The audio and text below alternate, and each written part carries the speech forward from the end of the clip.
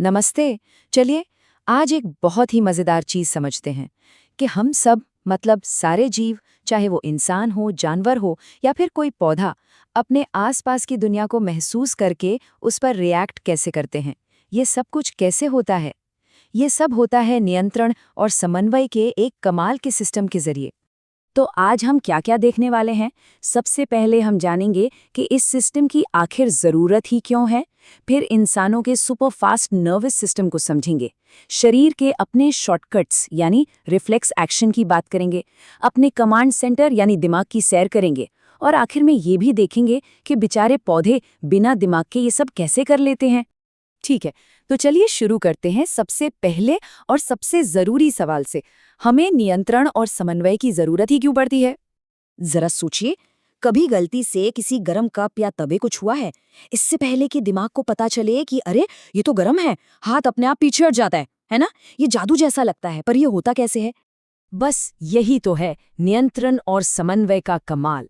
जिंदा रहने के लिए हर जीव को अपने माहौल में हो रहे बदलावों को महसूस करना होता है और उन पर सही टाइम पर सही तरीके से रिएक्ट करना पड़ता है। यही सिस्टम हमें खतरों से बचाता है और हमारे सारे काम करने में मदद करता है। तो ये जो बिजली जैसी तेजी से रिएक्शन होता है, ये आखिर होता कैसे है? इसका राज छिपा है हमारे शरीर के अंदर बिछे एक सुपर फास्ट कम्युनिकेशन नेटवर्क में, जिसे हम तंत्रिका तंत्र या नर्वस सिस्टम कहते हैं। और इस पूरे नेटवर्क का हीरो है ये एक अकेली कोशिका, जिसे न्यूरॉन या तंत्रिका कोशिका कहते हैं।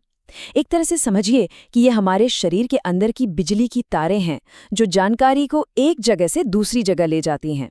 अब देखिए एक सिग्नल का सफर कितना दिलचस्प है। सबसे पहले जानकारी ध्रुमिका नाम के हिस्से पर एक एंटीना की तरह कैच होती है। फिर ये एक छोटे से बिजली के करंट में बदल जाती है जो तंत्रिकाक्ष नाम की तार से गुजरता है। और आखिर में ये करंट एक केमिकल मैसेज बनकर अगले न्यूरॉन को पास कर दिया जाता है। और ये मैसेज आखिर में जाता कहाँ है? ये पहुंचता है सीधा हमारी मसल्स यानी मांसपेशियों तक। इस खास मीटिंग पॉइंट को तंत्रिका पेशीय संधि कहते हैं। यहीं पर वो मैसेज एक असली एक्शन में बदल जाता है, जैसे हाथ का झटके से पीछे हटना। लेकिन सोचिए, जब खतरा बहुत बड़ा हो, एकदम अचानक, तब क्या हमारे पास सोचने समझने का भी टाइम होता है? नहीं, बिल्कुल नहीं। और यहीं पर काम आते हैं हमारे शरीर के अपने खुद के शॉर्टकट्स, जिन्हें हम प्रतिवर्ती क्रियाएं या रिफ्लेक्सेस कहते हैं।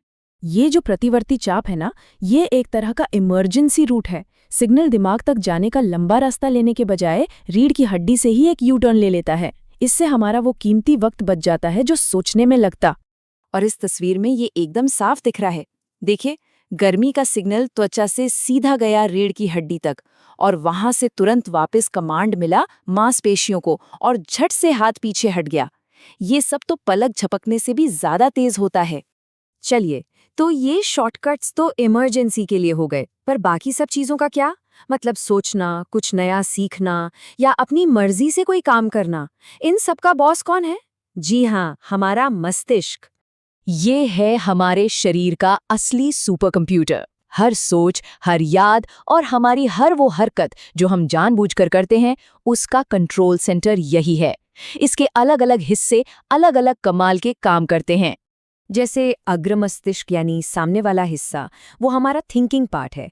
सोचना, देखना, सुनना सब यहीं से कंट्रोल होता है। फिर आता है अनुमस्तिष्क, जो शरीर का बैलेंस बनाता है। मतलब जब हम साइकिल चलाते हैं या एक सीधी लाइन पर चलते हैं ना, तो यही हमें गिरने से बचाता है। और एक है मेड्यूला। ये तो चुपचाप वो सारे काम करता रहता है जिनके बारे में हम सोचते भी नहीं, जैसे दिल का धड़कना और सांस लेना। है ना कमाल? अच्छा, अभी तक तो हमने अपनी और जानवरों की बात की, पर पौधों का क्या? उनके पास तो नर्वस सिस्टम या ब्रेन जैसा कुछ भी नहीं होता, तो फिर वो अपने माहौल में होने वाले बदलावों पर रिएक्ट कैसे करते हैं? चलिए, अब उनकी दुनिया में झांकते हैं। यहाँ पर सबसे बड़ा फर्क है। हम जानवरों के पास तो बिजली की तेजी वाला नर्वस सिस्टम है, पर पौधे, वो पूरी तरह से केमिकल सिग्नल्स पर काम करते हैं, जिन्हें हार्मोन्स कहते हैं। हाँ, ये सिस्टम धीमा है, पर अपने काम में एकदम परफेक्ट है। पौधों में ना दो तरह की मूवमेंट होती है। एक तो वो जो ग्रोथ से जुड़ी नहीं होती, जैसे छुई मुई का पौधा, छुआ नहीं कि पत्तियां बंद, कितनी तेज। और दूसरी होती है ग्रोथ पर आधारित मूवमेंट, जो किसी चीज जैसे रोशनी या पानी की तरफ या उससे दूर होती है। और ये तस्वीरें बिल्कुल यही दिखा रही हैं। बाईं तरफ देखिए, पौधा कैसे रोशनी की तरफ मुड़ रहा है, इसे कहते हैं प्रकाशानुवर्तन। और दाईं तरफ जड़ें जमीन के अंदर ग्रेविटी की तरफ जा रही हैं, इसे गुरुत्वानुवर्तन कहते हैं। ये सब धीरे धीरे होता है ग्रोथ के साथ साथ। तो सवाल ये है कि ये होता कैसे है? इसका जवाब है पादप हार्मोन, ऑक्सिन जैसे हार्मोन। ये पौधों के लिए एक तरह से केमिकल मैसेंजर का काम करते हैं। ये पौधे के एक हिस्से से दूसरे हिस्से तक जाते हैं और बताते हैं कि चलो अब रोशनी की तरफ बढ़ना है। तो अगर हम एक लाइन में कहें तो जानवरों का नर्वस सिस्टम एक सुपर फास्ट ट्रेन की तरह है और पौधों का हार्मोनल सिस्टम एक आराम से चलने वाली गाड़ी की तरह। और ऐसा क्यों है? क्योंकि हम जानवरों को शिकार करने या खतरे से बचने के लिए तुरंत एक्शन लेना पड़ता है, जबकि पौधों का जीवन उनकी ग्रोथ के इर्द गिर्द घूमता है। और अब आखिर में एक सवाल, अगर जानवरों का तेज सिस्टम और पौधों का धीमा सिस्टम दोनों ही अपने अपने काम में सफल हैं, तो प्रकृति ने ये दो इतने अलग अलग रास्ते क्यों बनाए? इनकी स्पीड और तरीके में इतना बड़ा अंतर क्यों है? इस पर जरूर सोचिएगा।